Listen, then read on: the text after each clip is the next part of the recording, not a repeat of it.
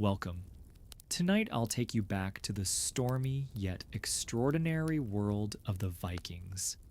You can close your eyes or simply listen to my voice. Take a deep breath and let the words carry you through cold seas and ancient longhouses. In this video, we'll discover what Viking life was really like beyond the myths, beyond the horns. But don't worry, everything will move slowly, peacefully. If you enjoy this kind of story, please consider subscribing to the channel. And let me know in the comments, where are you listening from tonight? Your words always mean a lot. And a little like helps this journey reach others too. Now, if you're ready, let's begin.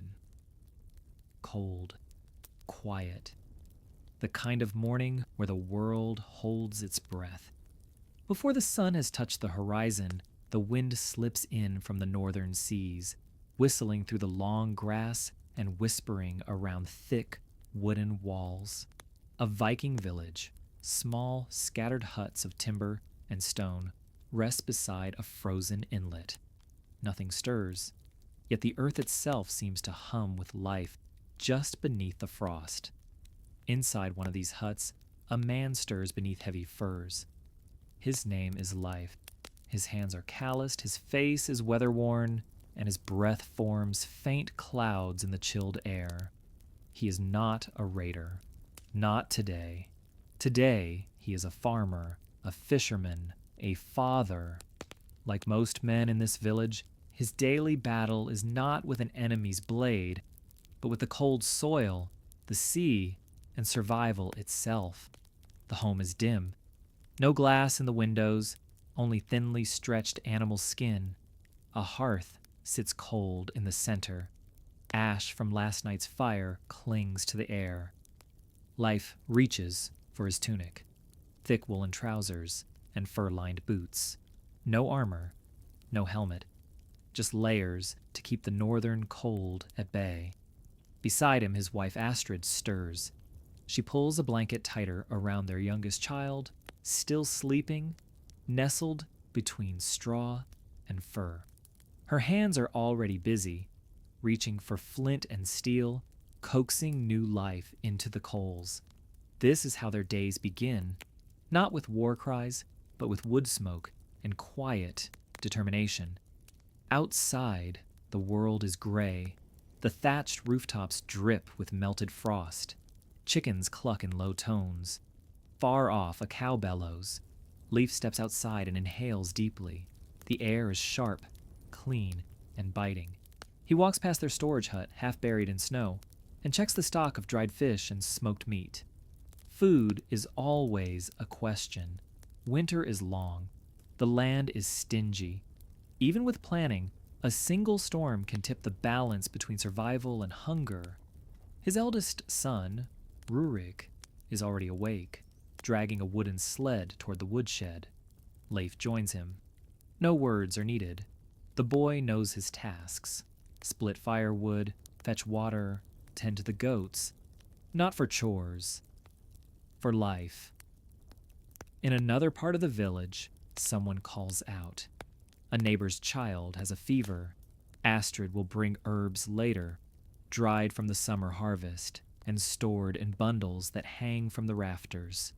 She knows the names of plants that soothe pain, ease breathing, or bring sleep. In this world, medicine grows from the earth, or not at all. Inside the home, a pot of porridge begins to warm above fresh flames. Oats, goat milk, maybe some dried berries if they're lucky. The children gather around the fire, rubbing their hands, blinking at the light. This is Viking life. Not epic, not glorious, but real. Later, Leif will walk to the shoreline. If the sea isn't frozen, he'll fish. If it is, he'll mend his net or sharpen tools. He might speak with the blacksmith, trade for a new axe handle, perhaps visit the Jarl for word of any passing ships. They say Vikings were always at war, but most days, the only enemy is time. In the evenings, stories will fill the longhouse. Tales of Thor and Odin, of Fenrir and giants. The old myths still hold power. But even greater than stories of gods are the moments like this. Porridge shared around a fire, hands rough from work, and children's laughter echoing through the smoke. This, too, is the world of the Vikings. Not the raids, not the blood, but the breath between battles. The sun never climbs high in the northern sky, not in this season. Instead, it lingers low, casting long shadows over the village paths. The light is golden, but brief, a reminder that winter in the Viking world is not just cold. It's long, dark, and unforgiving. In a home built from logs and sod, a woman tends to her loom. Her name is Freydis. She weaves not only wool, but structure into the household. Viking women hold more power than most imagine. They manage the home, the land, the food. If their husbands die in war or at sea, they don't wait. They lead. Freydis owns her own keys. And in this culture, the one who holds the keys holds the house. She knows how to preserve fish, how to tan hides, how to tell when a storm is coming just by how the birds fall silent. She teaches her daughters how to stitch wounds, bake bread, and read the sky. And if the time ever comes when the village must be defended, she will fight too. Not all Viking warriors were men. The sagas speak of shield maidens, women who took up the blade. Maybe they were rare, maybe not. But no one ever said a Viking woman was weak. As the day deepens, the village settles into its rhythm. A child is born. Another is buried. A pig is slaughtered for the coming feast. Mead is brewed. Boots are patched. Stories are exchanged over the sound of hammer on iron. Above it all, the gods are watching. Vikings lived with their gods like we live with weather, constantly present, always influencing, never ignored. Odin, the wise wanderer. Thor, the thunderer. Freya, the beautiful and brutal. Loki, the trickster. Their world was not ruled by fear of sin or salvation, but by honor, strength, and fate. At night, offerings are placed before small wooden idols, carved faces with hollow eyes, a bit of bread, a splash of ale, a whispered request. If the gods are pleased, perhaps the hunt will go well. If they're not, maybe that fever won't break. But the gods are not just above. They are in the wind, the fire, the sea. Nature is sacred. Trees are not just wood. They are living. Stones hold memory. Water remembers. In a small corner of the village, a man lies ill. He coughs, fevered and restless. The healer comes, not with prayers, but with a poultice made from moss and pine resin. She sings softly, not to cast a spell but to soothe. Her voice is old, cracked, but the tune is steady. It's the same song her grandmother used. In Viking life, death is never far, but neither is beauty. Outside, snow begins to fall. Thick, slow flakes drift across the thatched roofs and land in the hair of the children chasing one another between huts. Their laughter pierces the stillness of the air. A dog barks. Someone plays a bone flute. This is how the long winters pass. Not in silence, but in sound. Not in war, but in waiting. The next raid may come in spring, or never. The next boat may carry news, or a storm. But for now, the world holds still. A people shaped by frost, fire, and faith carry on. As the last embers of daylight fade behind the fjords, the village begins to retreat indoors, but not everyone sleeps. In the longhouse near the edge of the water, sparks fly. The blacksmith, an older man named Sten, leans over the forge. His hands are thick and dark with soot. With each swing of his hammer, he's shaping more than iron. He's shaping survival, tools, nails, hinges, and yes, weapons. Axes that could fell a tree or a man. He doesn't ask what they'll be used for. He only asks that they hold. Viking craftsmanship is legendary, and it goes far beyond blades. Their ships, their true masterpieces, are unlike anything the world had seen. In the boathouse, down by the shore, a crew is working by torchlight. A new longship is being built. The hull curves like a serpent, sleek and deadly. Every timber is hand-fitted. Every nail, handmade. The ship's ribs are shaped from oak, flexible enough to ride the waves, sturdy enough to survive them. No sails are raised, yet, but the wind already knows what's coming. These ships are the heart of Viking expansion. Light, fast, and shallow enough to sail upriver. They're designed not just for war, but for movement, for reaching lands that lie beyond the edge of the map.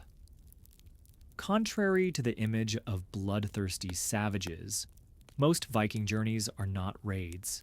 They're trade missions, expeditions. Some are farmers seeking better soil. Others are craftsmen in search of silver, amber, or salt.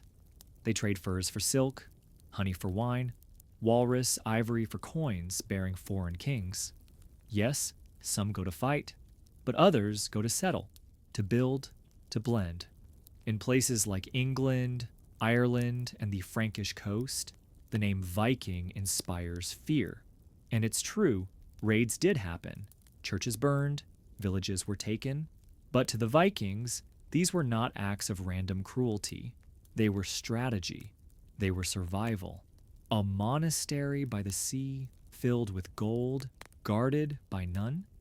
To a starving northern farmer, that is not blasphemy. It is opportunity. And yet, back home, the same man who wields a blade in foreign lands kneels before his children with a wooden toy carved by hand. The raider and the father are one. The sea calls all Vikings in time. Some go willingly, some are chosen. When the time comes, a group will gather at dawn, longship loaded, prayers whispered, not for victory, for return. The waves are both path and predator.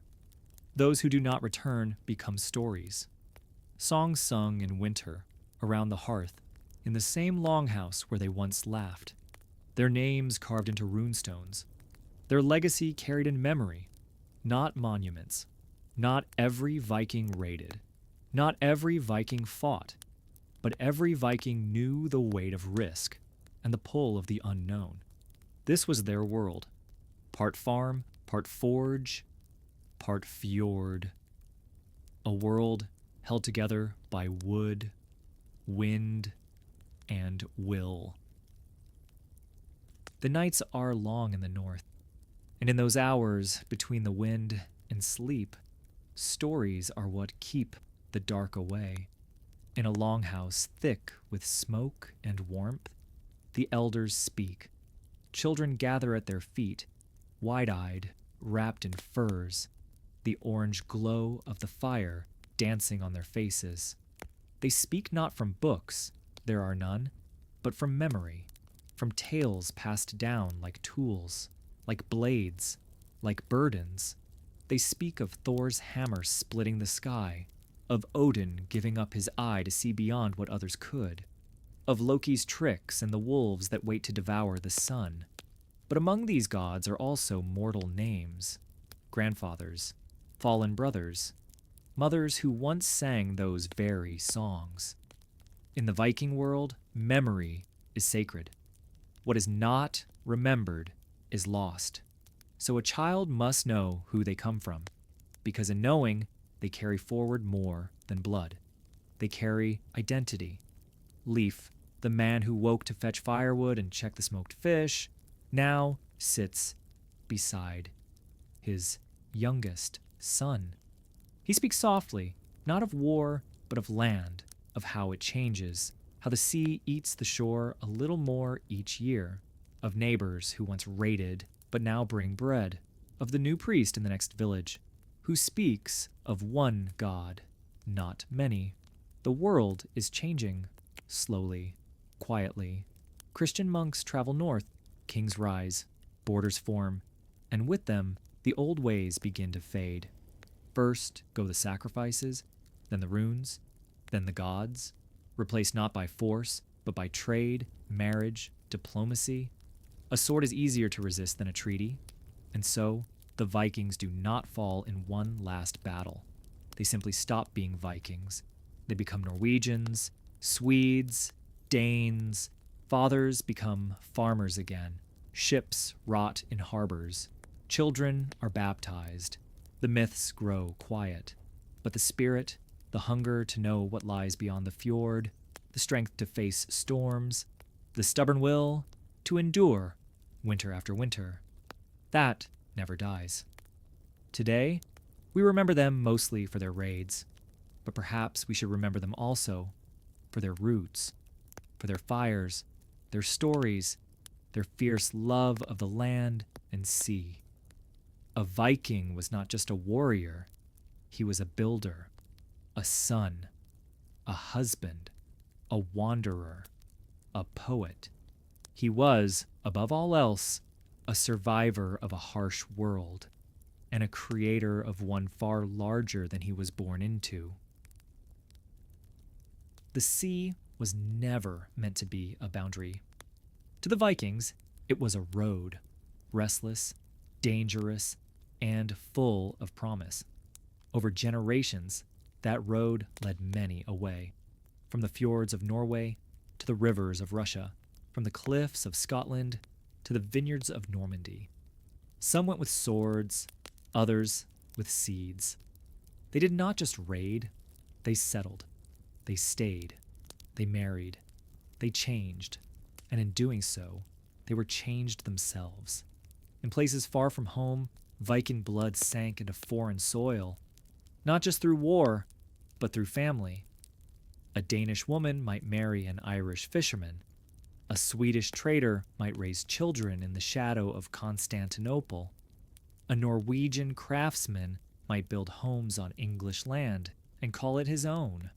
And so, the identity of Viking slowly scattered, not lost, but stretched thin across languages, customs, and generations.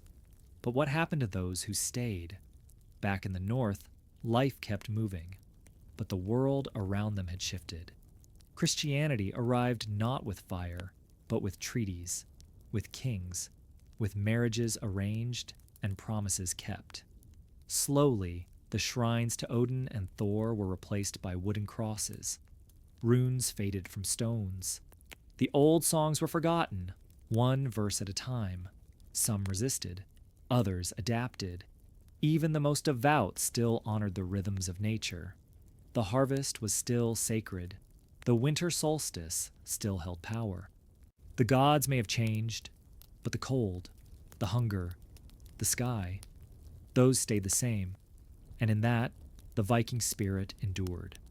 The children of raiders became farmers again.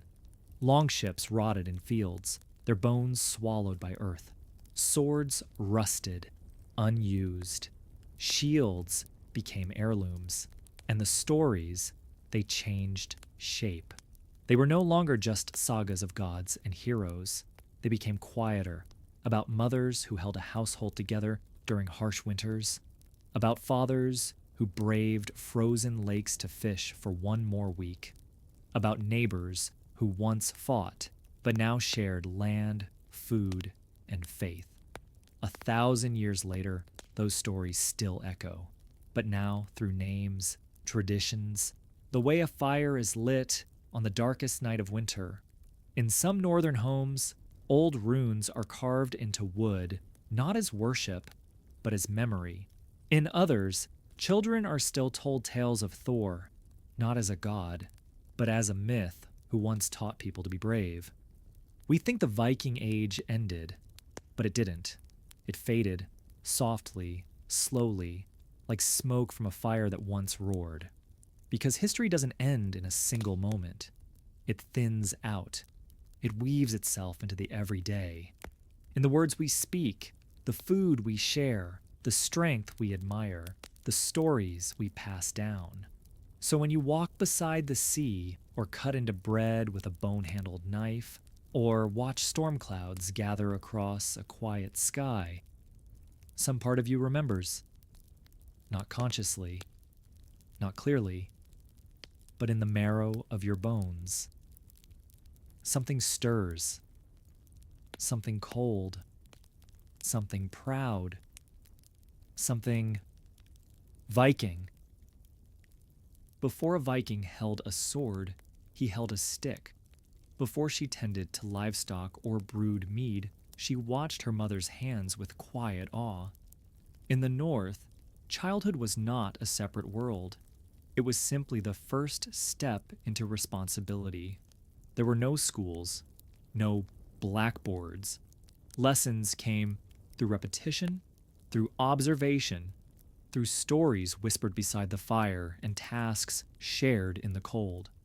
At the age of 5 or 6, a child began their training, not in battle, but in life. A young boy learned how to carry water without spilling it, how to tie a knot that wouldn't come loose in a storm. He watched his father inspect nets, sharpen blades, count goats, patch walls. Every motion mattered. Every mistake was seen. Not punished harshly, but corrected, remembered. A girl learned not only how to sew or cook, she learned how to measure herbs, how to calm animals, how to recognize signs in the sky or in a cough, and always how to listen to the land, to her elders, to the stories that shaped the world. In Viking homes, strength was not measured in size, it was measured in endurance. Who could walk the farthest through snow? Who could hold their breath the longest in icy water? Who could stay silent while watching, waiting, learning? Children played, of course, but their games had purpose.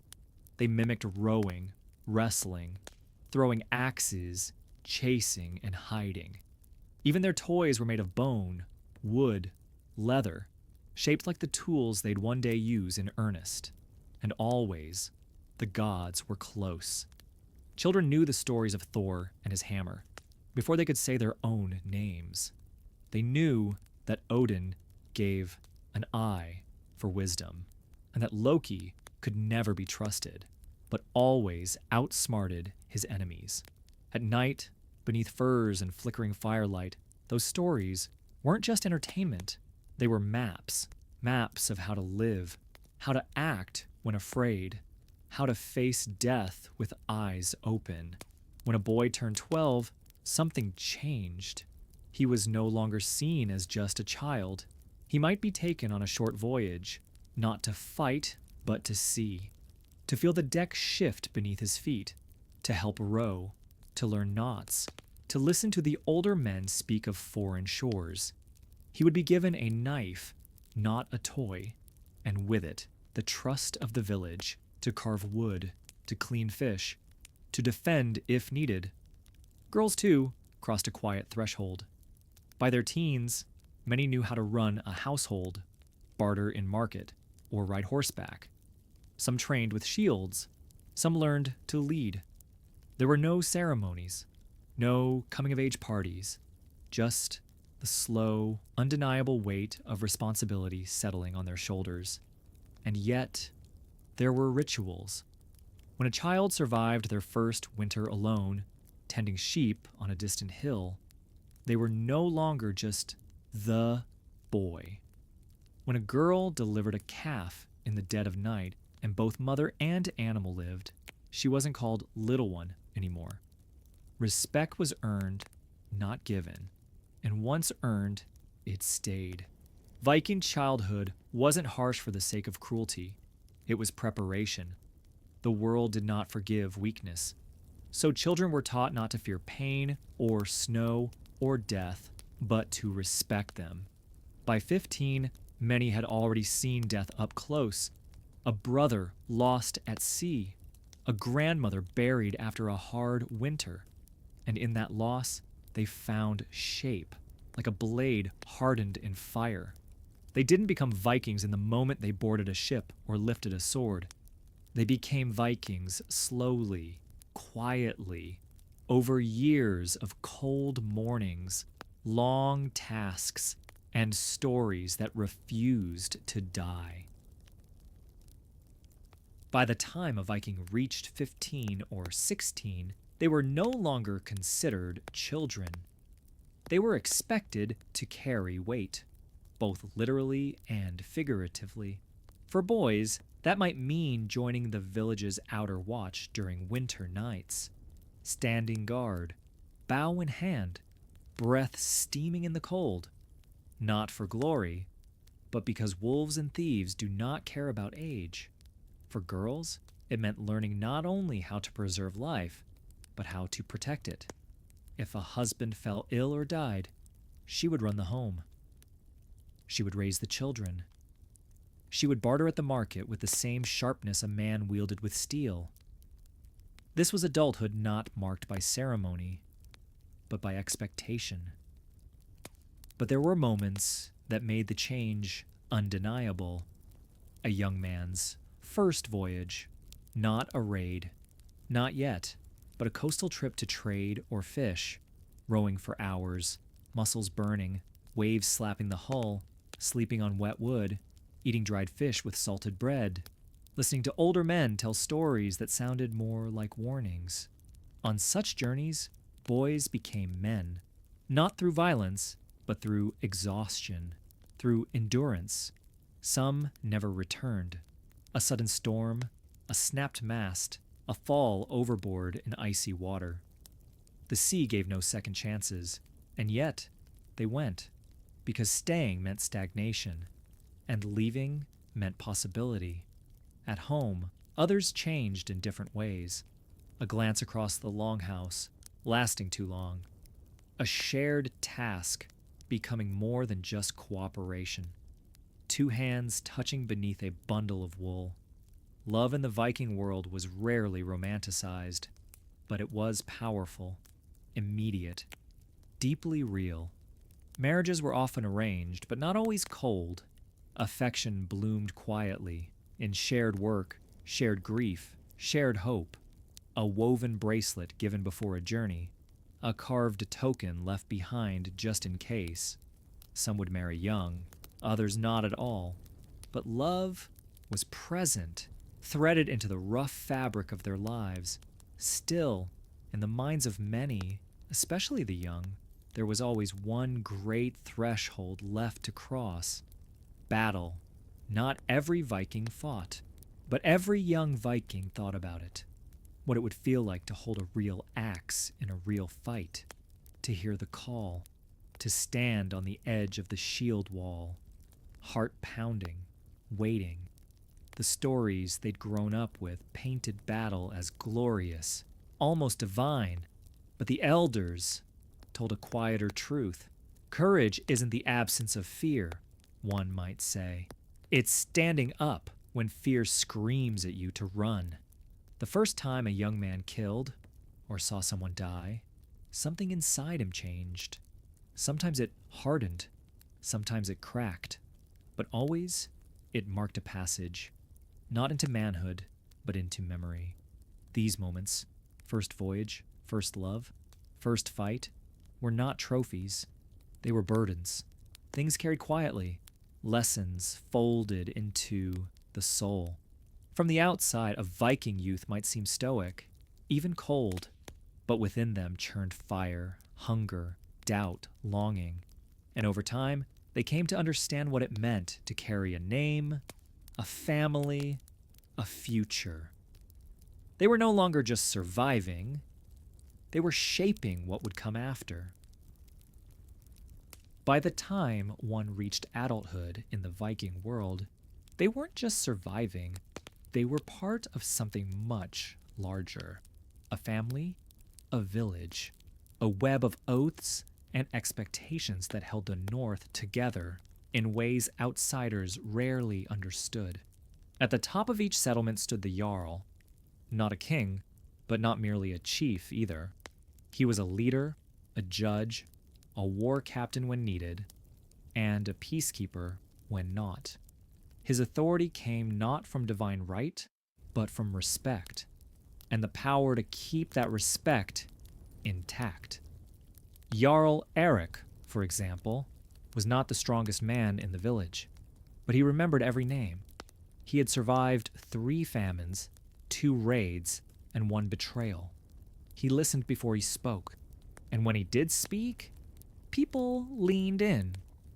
He settled disputes not with threats, but with weregild, the law of repayment. If a man's cow was stolen, there was a price. If someone's son was killed, there was a higher price.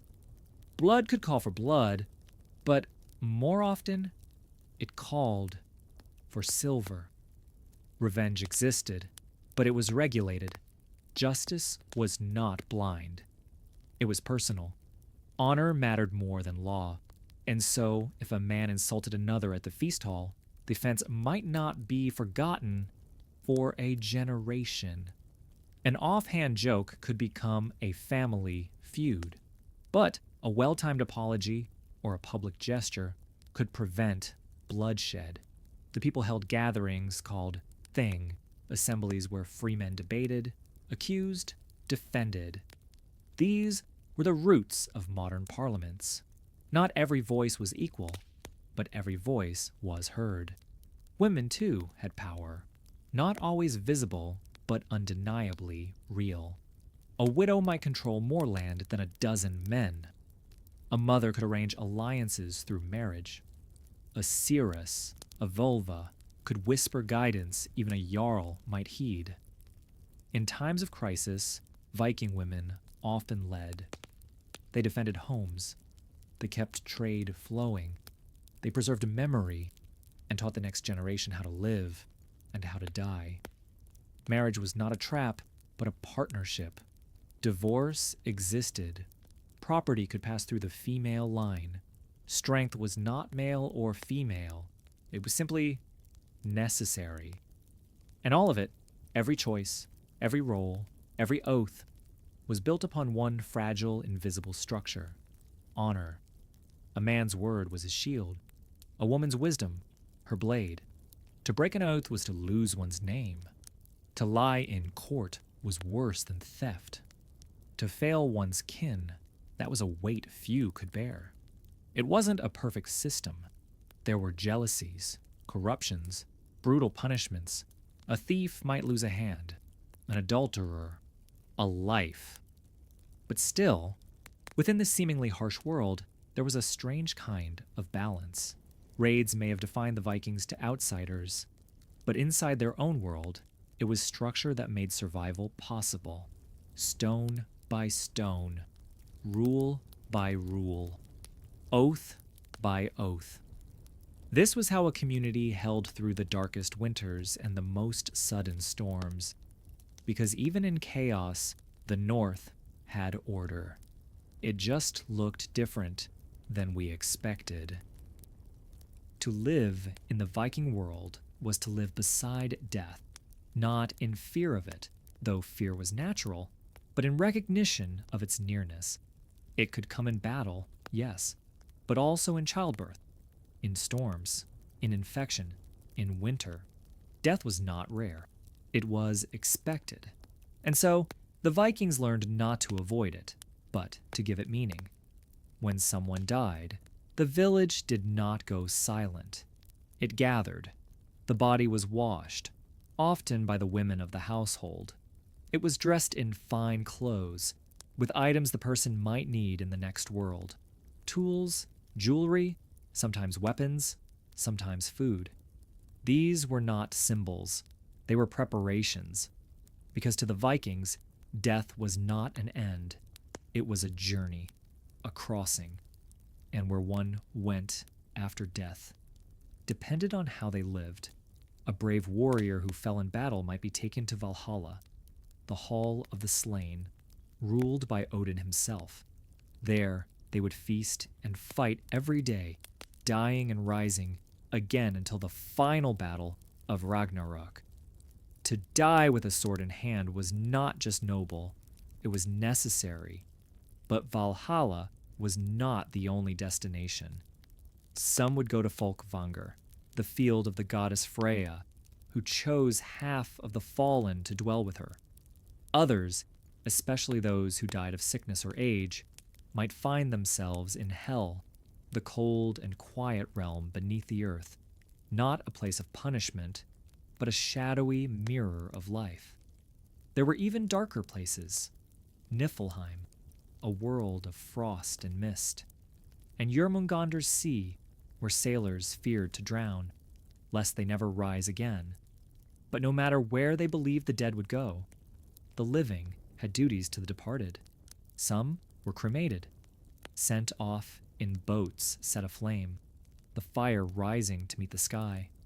Others were buried in the earth, beneath stone cairns or inside ship-shaped graves. A great jarl might be laid to rest with his horse, his hounds, even his servants. Not all willingly, but not every burial was grand. A farmer might be buried in the field he worked, a mother beside her children, a warrior with only his blade and the soil above him. What mattered was the rite, the recognition, the memory.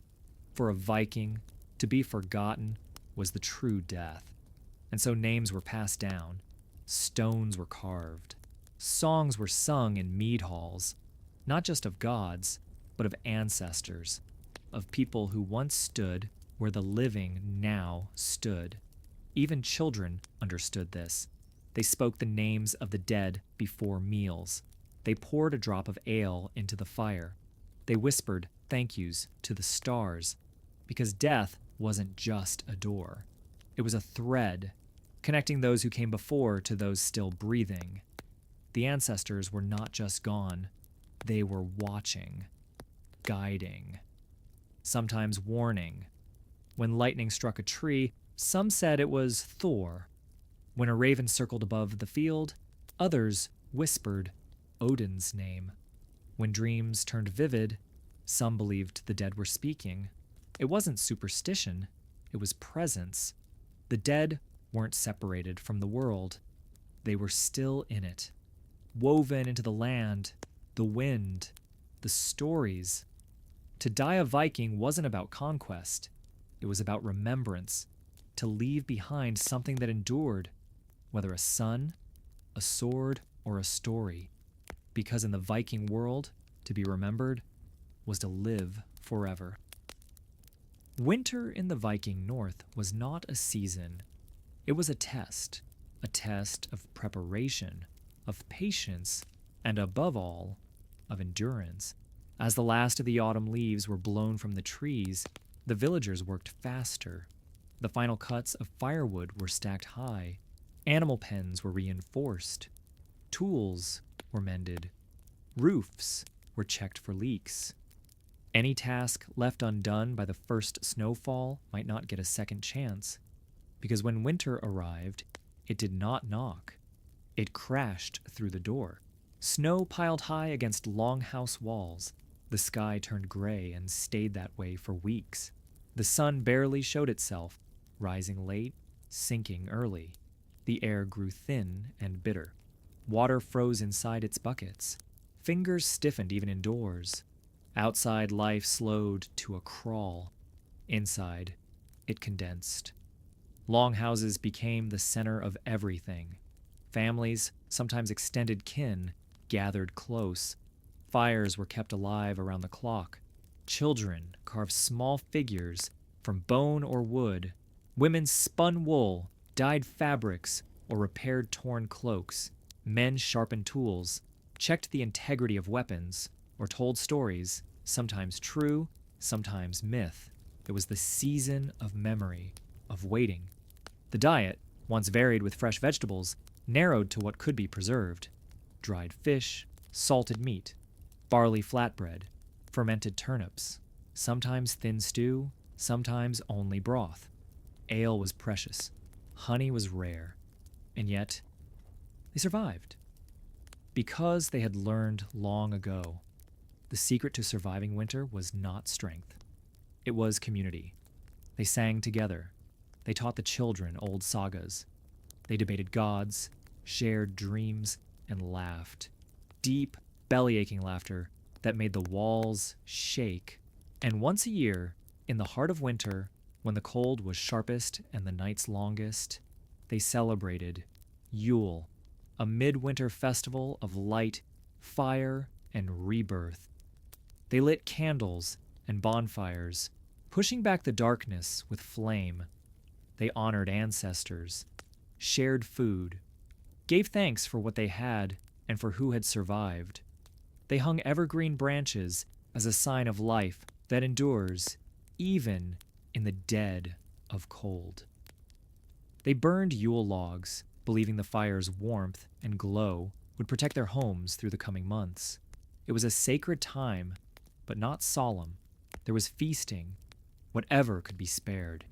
There was music, games, carved runes passed between friends.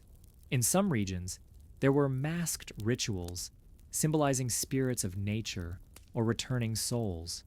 The gods were honored too, especially Odin, the Wanderer, who during this time was believed to ride through the skies with his ghostly host, the Wild Hunt. Children left offerings, bread, dried fruit, or straw figures. In return, they hoped for favor, protection, maybe even dreams of what the next year might bring. But most of all, they hoped for survival, because in the Viking world, winter was never guaranteed. Spring was a promise, not a certainty.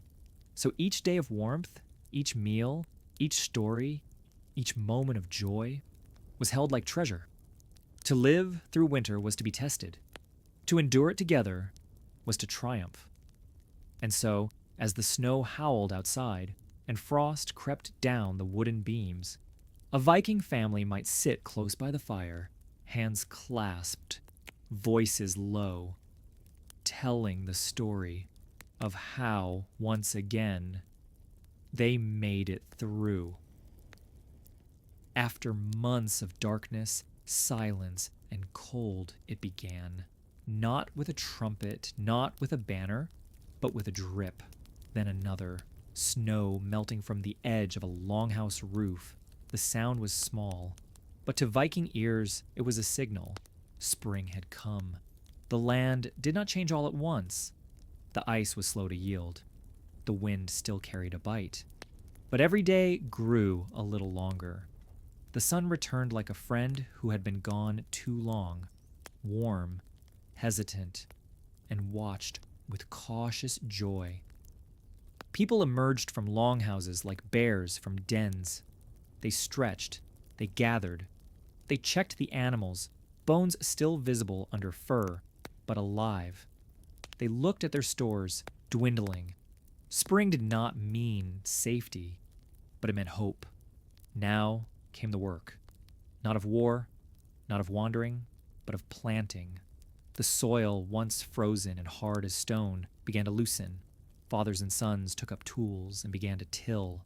Women laid seeds with care and blessing.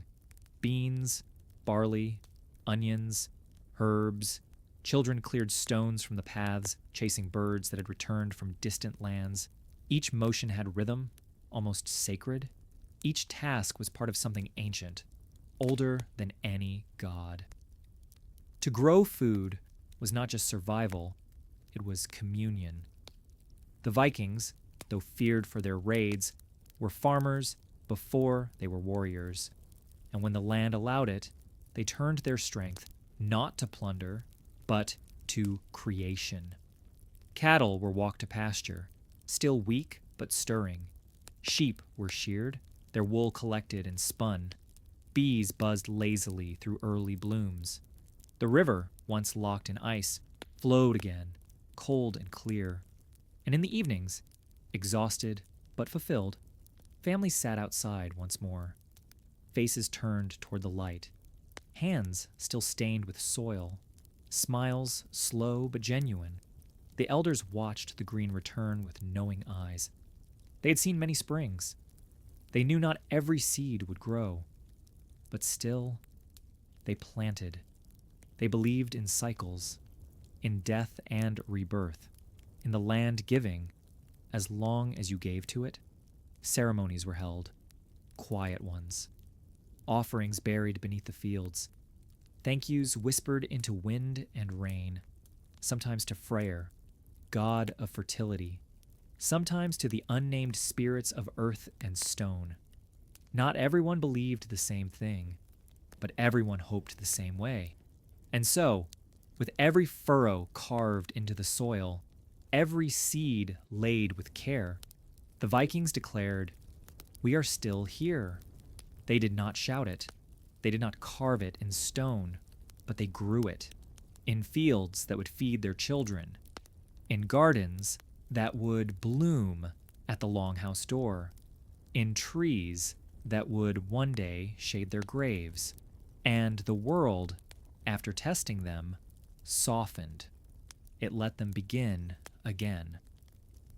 Summer did not arrive quietly in the north.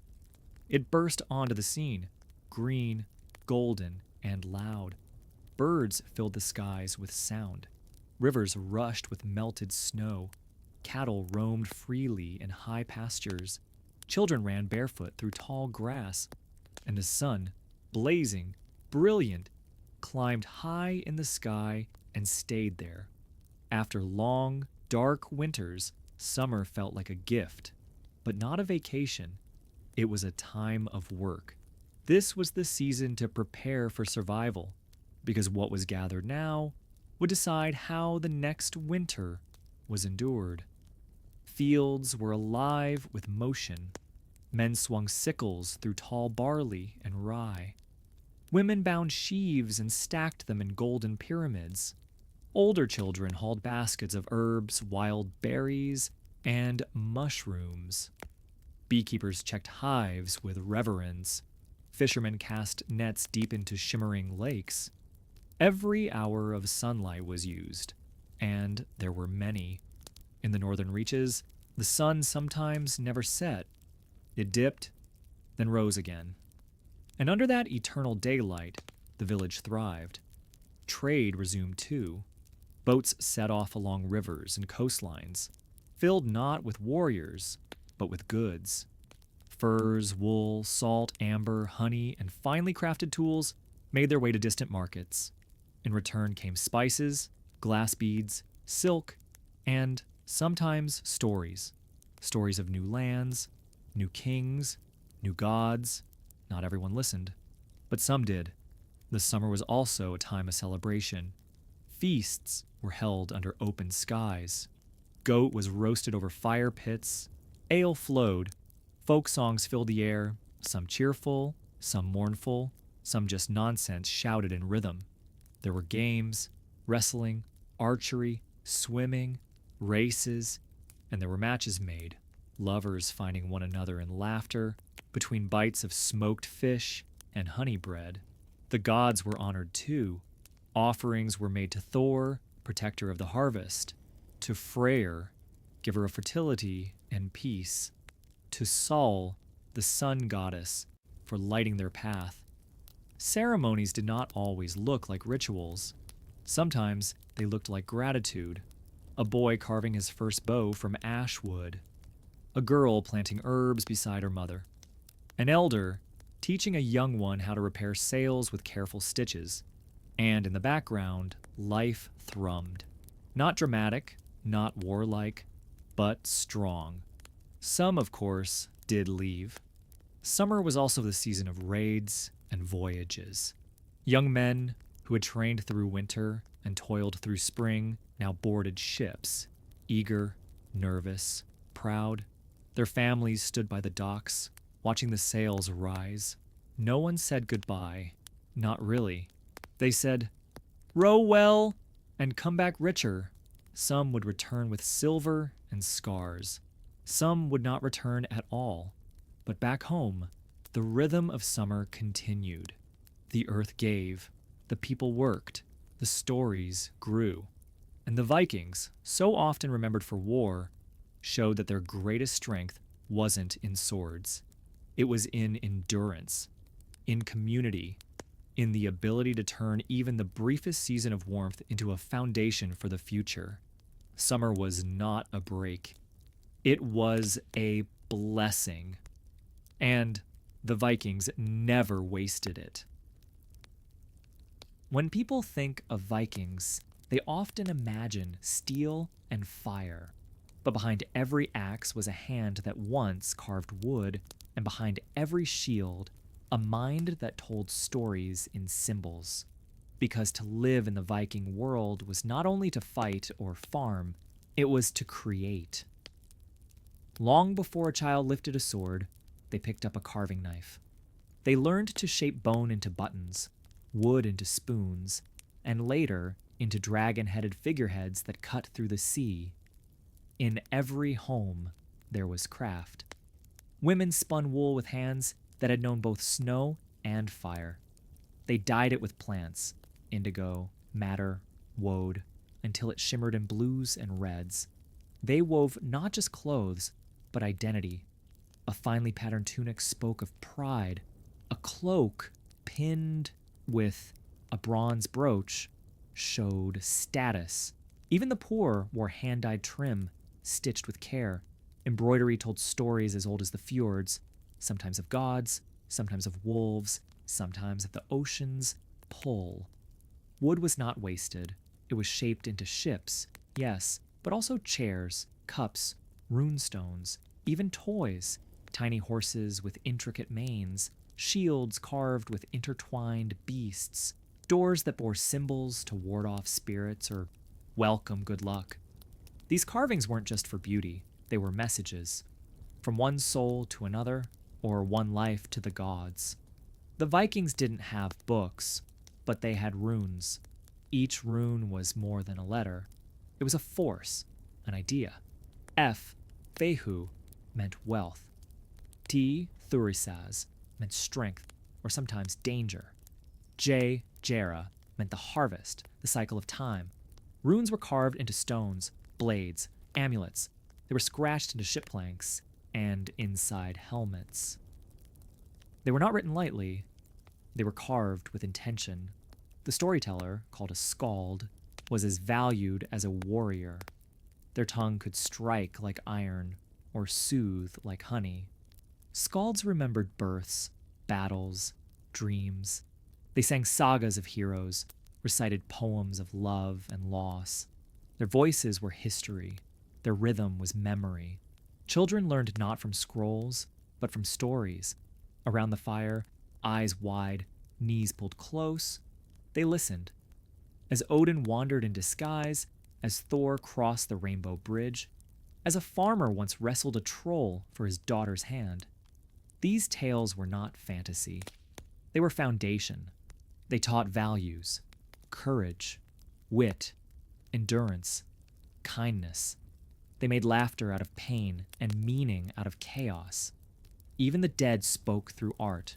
Gravestones shaped like ships, cairns arranged to catch the solstice sun, objects buried not just for use in the afterlife, but to speak to those who remained behind. So much was unspoken, and yet everything told a story. From the twist of a ring to the lines on a bone comb, from the knotwork on a brooch to the whisper of a lullaby. The Vikings were not only raiders or builders, they were craftspeople. They were storytellers. They were keepers of symbols. And in the silence between wars, in the shadow of great stones, they left behind a world of beauty carved into wood, woven into cloth, and sung into the cold northern air. Viking children were not raised by the sword. They were raised by the village. The moment a child was born, their name was whispered with care, sometimes after a beloved ancestor, sometimes after the stars that shone on the night they arrived. There was no great ceremony, just warmth, breath, and the quiet hope that they would survive. Because not all did. The first winters were harsh. Illnesses came quickly, but those who endured were cherished like treasure. From the very beginning, children were included in daily life. They watched their mothers spin wool and their fathers sharpen blades. They gathered kindling, fed goats, carried water, and listened. Always listened. For in the Viking world, learning was not done in schools. It was done by doing.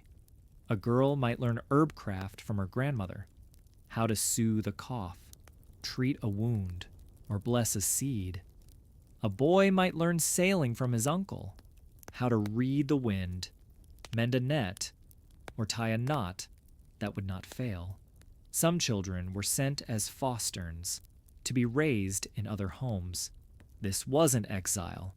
It was honor. It built alliances, widened perspectives, and made the whole community stronger.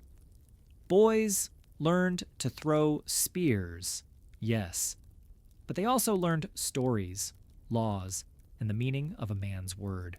Girls learned to weave, yes, but they also learned how to lead, defend, and speak in gatherings. There was no formal schooling, but there was discipline, not harshness, but expectation. To lie was shameful. To break a promise, worse. Children were taught through example. If a father was brave, his son would try to be. If a mother was wise, her daughter would carry that wisdom. If an elder spoke, the room quieted, because to grow up Viking was to belong, not just to a family, but to a long chain of names and deeds. Runes weren't just carved into stone. They were carved into memory, and memory was sacred. A young boy might sit in silence for hours while a skald told of Sigurd and the dragon. A young girl might hum lullabies that her great-grandmother once sang. Children played, of course, with carved wooden animals, small boats and puddles, games of chase and pretend. Laughter was never banned, but always beneath that laughter was a quiet understanding. One day, they would be the ones carving wood, leading boats, settling disputes, telling the stories. And so, little by little, they were shaped by stories, by seasons, by firelight and frostbite. A Viking child was not raised to be a warrior. They were raised to be whole, to be strong in body, but also sharp in mind, to honor the past while building the future, to listen to the land and respect the storm. By the time they reached adulthood, they would not ask who they were. They would know. Because from the very start, the North had whispered to them, "You are part of something older than you can see. Live well and carry it forward." To the Vikings, death was not the end.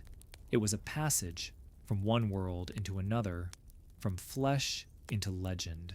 When someone died, the village did not weep in silence. It prepared. Whether warrior, farmer, mother, or child, the dead were honored as part of the living world. Because in the North, memory was not a whisper. It was a roar carried across generations. The body was washed with care, clothed in the finest garments they owned, or had been given, sometimes wrapped in furs, sometimes draped with woven cloth dyed in deep, noble hues. And then came the burial. But it wasn't always earth that received them. Some were laid in the ground, beneath cairns of stone, others in wooden graves, surrounded by tools, weapons, and tokens. The richer, the more powerful, were sometimes buried in ships, not grand warships, but smaller vessels placed on land. The boat was both coffin and symbol, a vessel to carry the soul across the dark waters between worlds. In some places, the dead were cremated, set ablaze in flames so hot they turned bone to ash. Smoke rising into the sky was believed to carry the spirit upward. Not all souls were destined for the same place. Those who died in battle, sword in hand, courage in heart, were said to be chosen by Valkyries, beautiful, terrifying figures who rode the wind and gathered fallen warriors. These chosen ones would awaken in Valhalla, the hall of the slain. There, They would feast with Odin.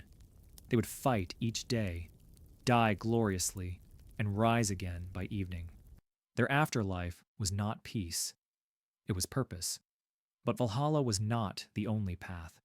Those who died of old age, illness, or in childbirth might go to Folkvangr, a fertile field ruled by the goddess Freya, equally noble, equally honored.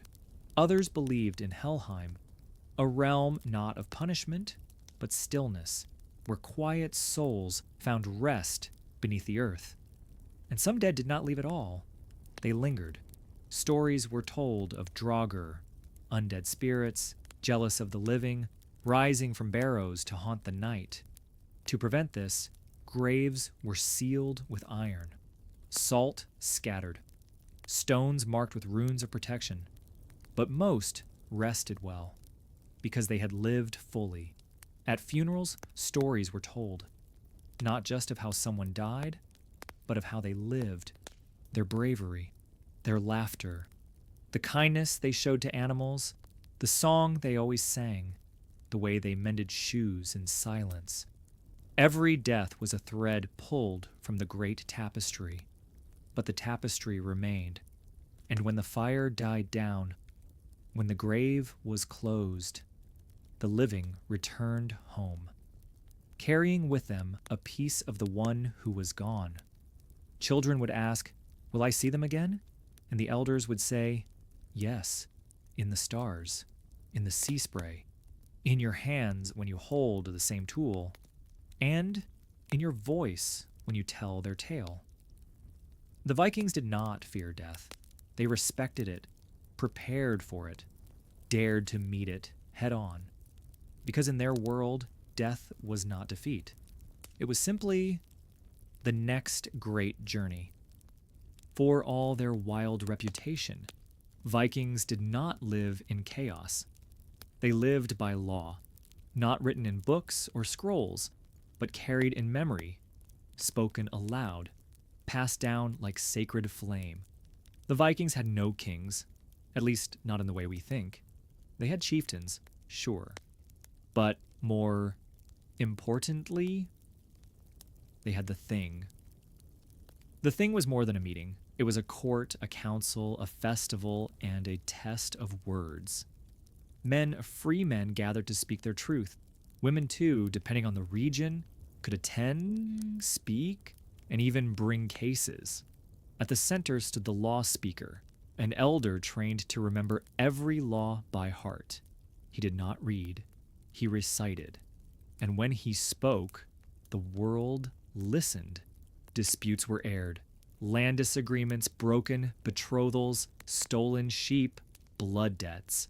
Sometimes voices rose, but swords did not. Because among Vikings, honor was not won by blood, it was won by balance. Say a man was killed.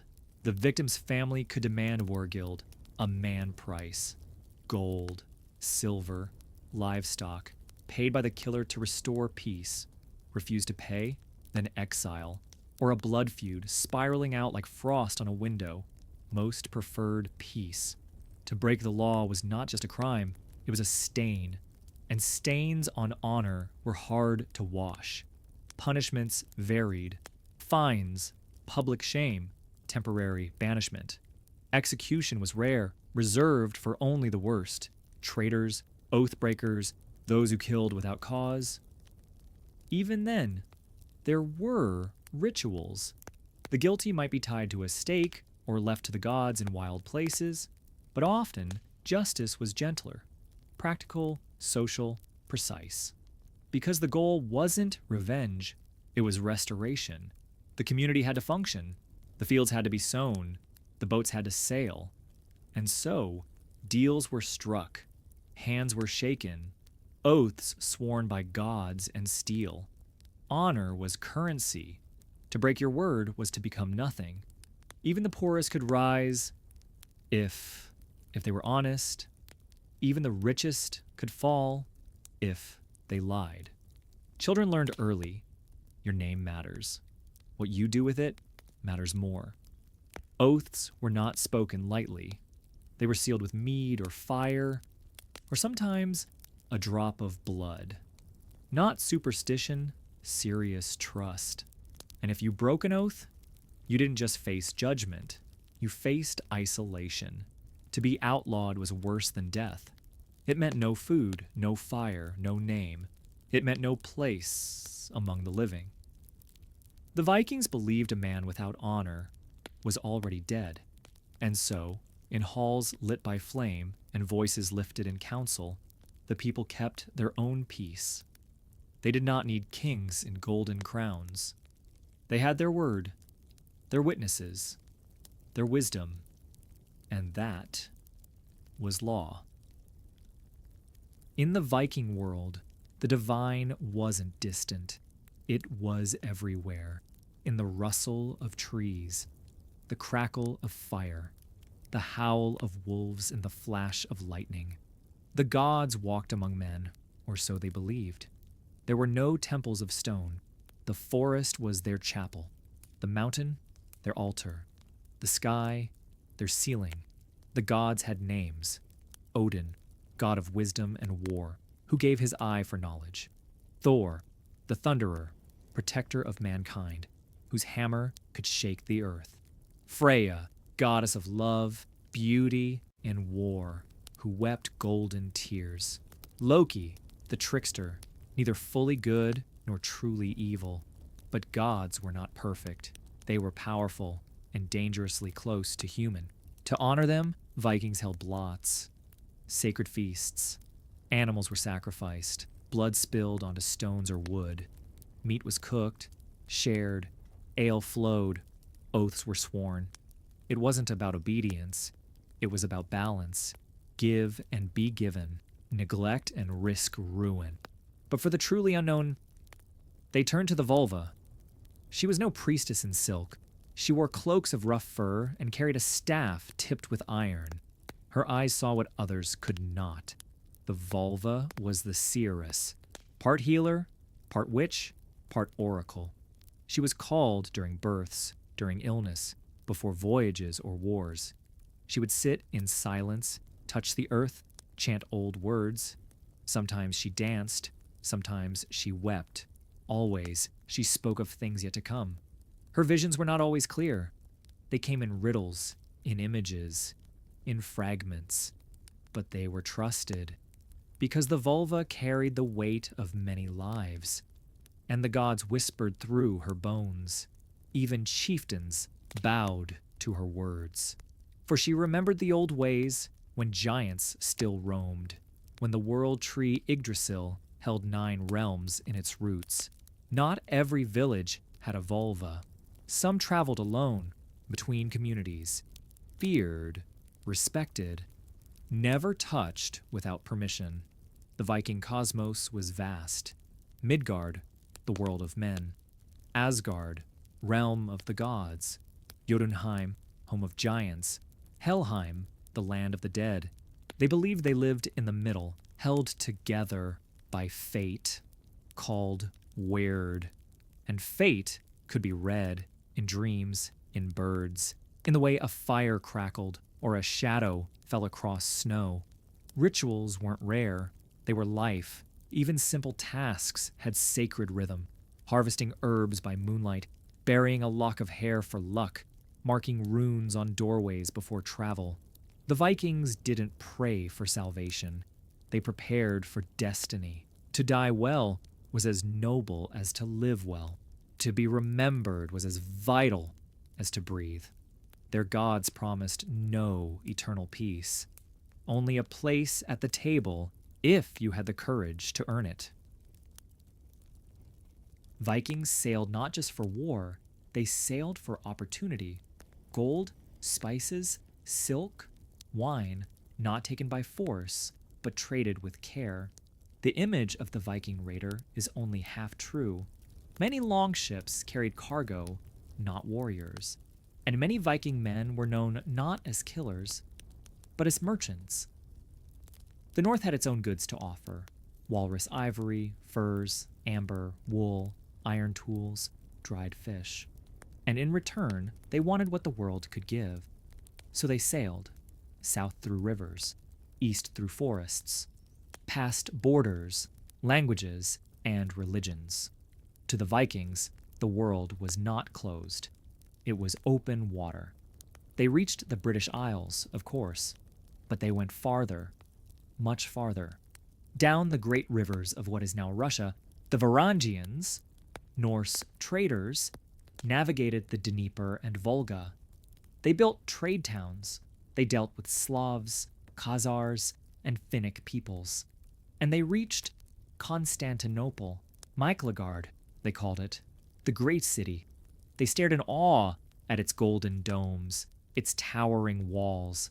Here they traded. Some stayed, some even served.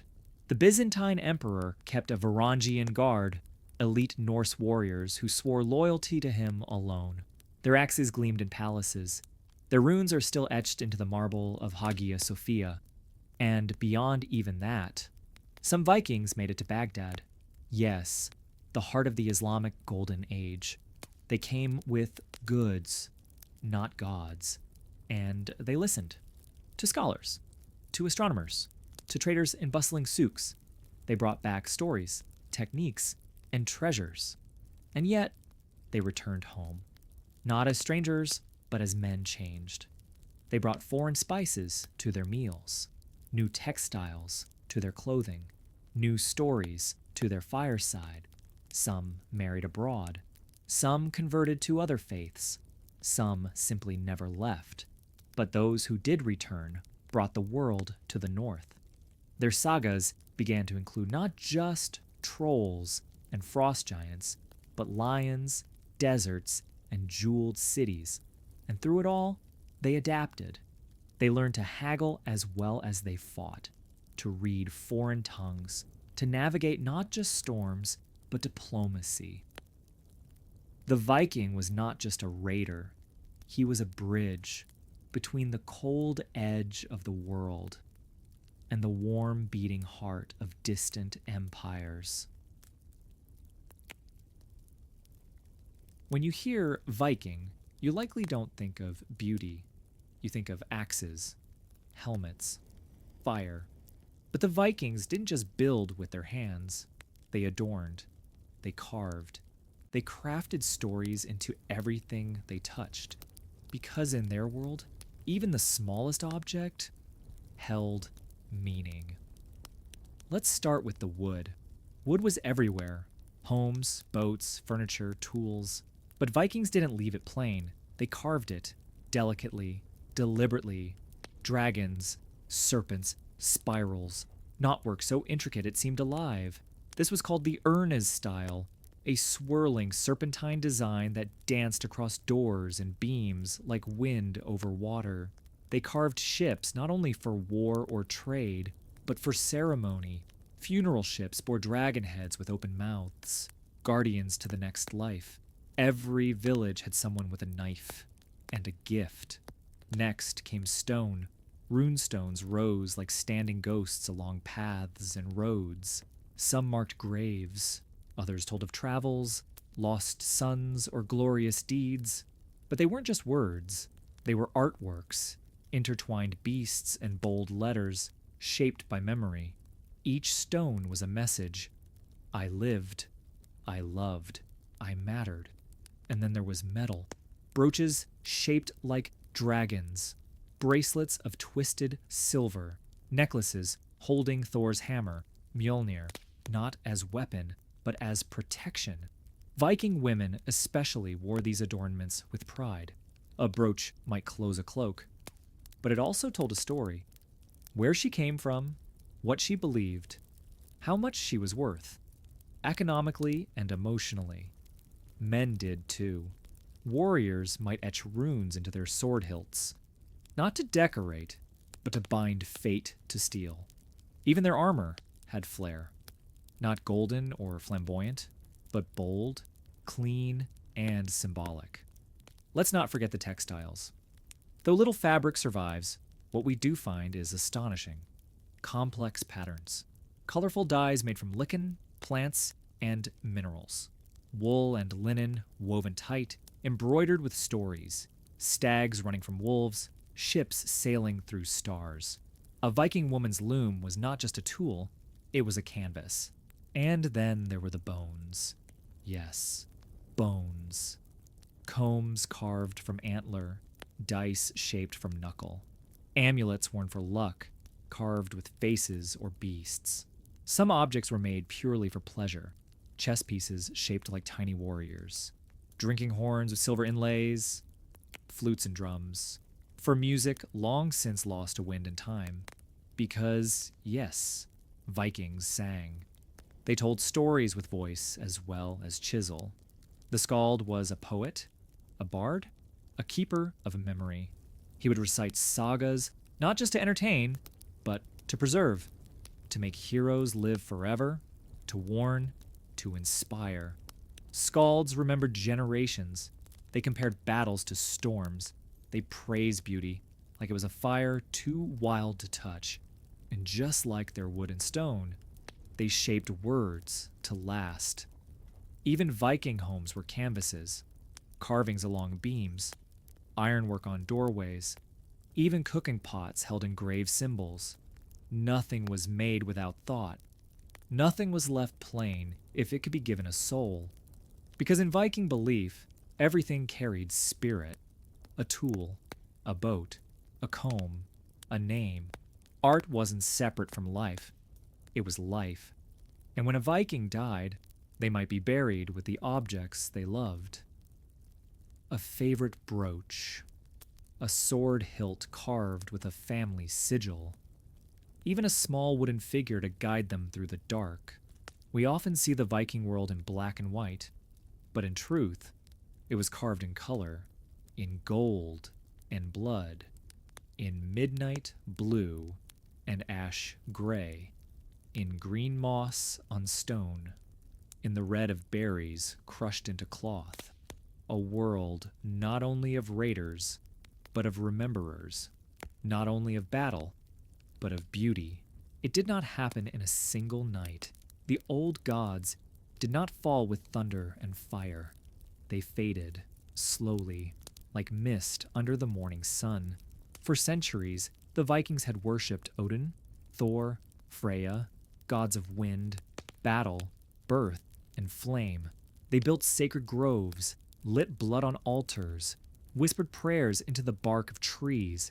But far to the south, a new faith was rising. One god, one book, one cross.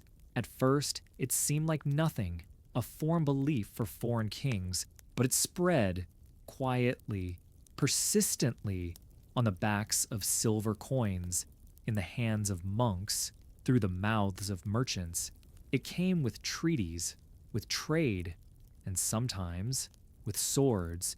The kings of Denmark and Norway saw what was coming. Christian kingdoms surrounded them. To survive, they adapted. They baptized their children, built churches beside longhouses. They took the cross, sometimes out of belief, sometimes for power. And the people, they followed, some eagerly, some resentfully, some never. In Iceland, it came to a vote. A single law speaker, Thorgir, took a day and a night to think, and he decided, I will believe in the new god, but let the old rites survive in secret. The shift was not clean. Some still worshipped Thor in hidden groves. Some carried both hammer and cross on their necks. Some churches rose on the ruins of ancient temples, but the vulva fell silent. The runestones stopped speaking. The old sacrifices ceased. The skalds who once sang of Odin began to write about Christ. The warriors who once sailed to plunder began to kneel and pray. Some resisted. There were uprisings, temples defended by axe and flame. But eventually, the tide could not be turned. The gods of old were not defeated. They were forgotten, and yet not completely. In dreams, they lingered, in stories passed down around fires, in carvings buried beneath church floors. And today, when we speak of Vikings, we do not name saints. We name Thor, Odin, Freya, Because gods never truly die. They just wait. She does not scream. She stands, cloak wrapped around her, wind in her hair, one hand on the spindle, the other on the hilt of a blade. This is the Viking woman, not a myth, not a background figure, but the beating heart of a cold, wild world. She was a wife, mother, farmer, healer, and sometimes warrior. Let's begin in the longhouse. There, her word was law. If her husband died, she took control of the land. She could own property, manage farms, sign contracts, and sue in court. She had legal rights, rare for the medieval world. She could divorce, yes. If her husband was lazy, violent, unfaithful, she could leave him publicly and take her dowry back. No shame, no scandal, just choice. Her wedding was not a transfer of ownership. It was a partnership, sealed with hands joined over a sword, not a prayer. In the sagas, women are not shy. They curse. They challenge. They command men to seek vengeance. They call out cowards and honor bravery. They are bold. And some pick up weapons themselves. The Shield Maiden, a controversial figure, part myth, part history. But archaeology now tells us what the old texts only whispered. Burials once thought to belong to male warriors, filled with swords, arrows, game pieces, turned out to hold women. One grave in Birka, Sweden, the skeleton was armored, beside it axe, spear, and the bones of a horse. For years, historians called it male.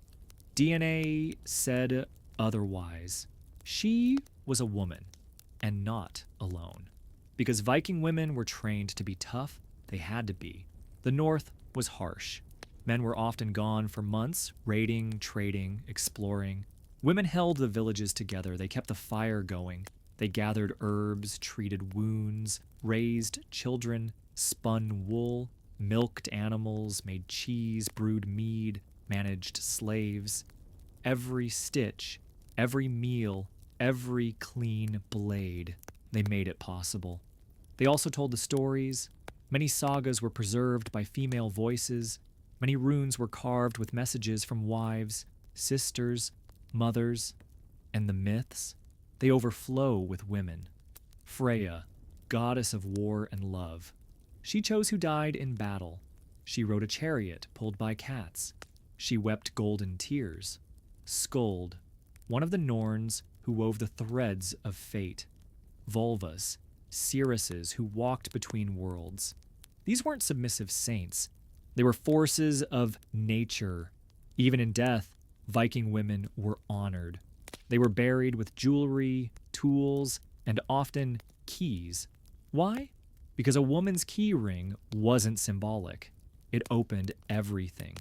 The chests of the home, the doors of grain stores, the locked caskets of silver. She held the keys to food, to wealth, to legacy, and she passed those keys down to her daughter and her daughter's daughter. The sagas may have celebrated warriors, but the Viking Age was carried on the shoulders of women, and the fire they lit still burns today. The axe rusts, the ship sinks, the bones crumble, but the story survives. The Vikings were many things: raiders, traders, settlers, but perhaps their most lasting role was as characters.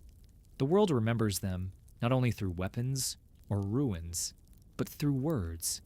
Those words are the sagas. Long before the printing press, long before ink met paper, Viking tales lived in mouths. They were passed down at firesides, told by skalds, poets, and memory keepers whose voices wove fate into rhythm. These weren't short stories. They were epics. Some sagas ran for hundreds of pages, recited over days, memorized down to the last syllable. And when Iceland adopted Christianity and Latin letters arrived, those sagas were finally written down. We're lucky they were, because without them, we'd know only fragments. Instead, we have names, voices, moments frozen in time, like Egil Skallagrimsson, warrior, poet, outlaw. He wept as he wrote a poem for his dead son, and in his words, we still feel the ache. Or Gudrun Osvifarsdottir, whose heart broke more than once, who chose husbands, lost them, and lived on. A woman whose voice still burns across 10 centuries. These weren't fairy tales. They didn't end with weddings or dragons slain.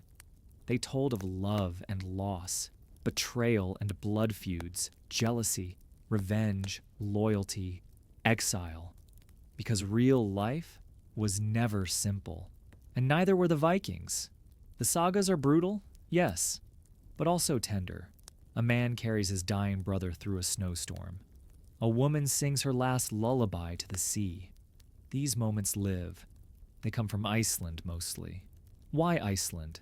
Because there, far from the chaos of continental Europe, Viking culture was preserved. The people remembered. They wrote. Monks recorded names. Farmers copied poems. Shepherds passed tales from father to son, mother to daughter. Even today, Icelandic students can read the sagas almost as they were written. The language has changed so little, and across Scandinavia, scholars piece together clues. A scratched rune on a doorframe, a half-burned scroll, a forgotten melody. We piece these together to rebuild the soul of a vanished age. And the image of the Viking? It too was shaped by these tales, sometimes exaggerated, sometimes misunderstood. Modern fiction gave them horned helmets. Hollywood gave them fury, but the sagas gave them humanity. They showed us Vikings afraid, in love, uncertain, not gods, not monsters, people. And now, the modern world returns the favor. Museums hold their artifacts. Writers reimagine their stories. Games, films, novels, all echo with the rhythm of ancient Norse. The skald has become the screenwriter, the saga, the script. But the purpose is the same: to remember, to carry voices forward, to tell someone, somewhere, we were here, we lived, we mattered. The long ships are gone, the temples are ash, the gods are quiet, but the Viking world is not lost. You just have to know where to look. Let's begin in the earth. Across Scandinavia and beyond, Viking ruins still sleep beneath moss and soil. There's Oseberg in Norway, where a queen, or priestess, was buried with a ship, 2 women, horses, sleds, textiles, and carved wooden animals. The grave was so rich, so detailed, that some call it the finest Viking find in history. Then there's Jelling in Denmark, with its runestones, monuments of a king's love and a nation's conversion to Christianity. One stone calls Denmark Christian. The other shows a beast that bites its own tail, as if to say, the circle continues. And further north, Lonso Meadows, in Canada. Yes, Canada. Because centuries before Columbus ever saw land, the Vikings had already crossed the Atlantic. They built homes there, forged iron, stayed for a while, then left. But they left signs: the shape of their buildings, the nails they forged, even the nuts they ate. Proof that they made it, that they dared. The ice kept many of these secrets hidden. But today, as the glaciers melt and the permafrost retreats, new pieces of their story rise from the frozen dirt. A child's shoe, a comb carved with initials, a bit of cloth, still dyed blue. The Viking world is thawing, and it speaks. But it's not just archaeology that keeps them alive, it's us. In towns like York, in England, Viking festivals bring thousands into the streets. Children dress as jarls and shield maidens. Fires burn, drums echo, skalds perform. In Iceland, the sagas are required reading. you walk past streets named after gods, kings, and outlaws. In Sweden and Norway, museums house their ships, weapons, jewelry, but also their hair combs, shoes, toys, bread. Things that show not how they conquered, but how they lived. Modern science adds another layer. Geneticists trace Viking DNA across the globe. Descendants in Britain, Ireland, Russia, skeletons with red hair, tall frames, and sword wounds. We now know Viking women also traveled, traded, married, settled abroad. The story wasn't just about war, it was about movement, exchange, adaptation. Even language carries echoes. Days of the week: Wednesday, Odin's Day, Thursday, Thor's Day. In English, hundreds of words: knife, sky, husband, window, all come from Old Norse. They're on our tongues. Still, even in space, the Vikings are remembered. NASA named one of its first missions to Mars Viking, because those who explore remember those who explored first. And then there's the internet. Memes, merchandise, TV shows, games. From Assassin's Creed to Vikings, Valhalla, their stories live on, sometimes distorted, often romanticized, but never forgotten, because deep down, we still admire something in them: the courage, the wildness, the sense of fate, the idea that in a cold, chaotic world, you could fight, you could create, you could matter. The Vikings are gone. But the world they shaped and the world they dreamed of still calls to us. From stone, from song, from ice. What made someone a Viking? Was it the sword, the ship, the god they worshipped? Number, it was the spirit, that burning center that said, I may not live long, but I will live loud. The Viking Age was not a parade of violence. It was a time of boldness, to set sail into unknown seas, to build where nothing stood, to risk, to lose, to endure. They were not immortal, but they were unafraid of time. In their eyes, fate was already written, but how you walked toward it, that was your honor. To them, death was not failure. Cowardice was. They sang of courage not just in battle, but in winter fields, storm-tossed voyages, in love too deep for words. They believed the gods were watching, not just from above, but in the wind, in the waves, in the eyes of your enemy. They lived close to nature and close to myth, and yet they were deeply human. They feared, they hoped, they mourned, they made mistakes, they made meals, they made memories.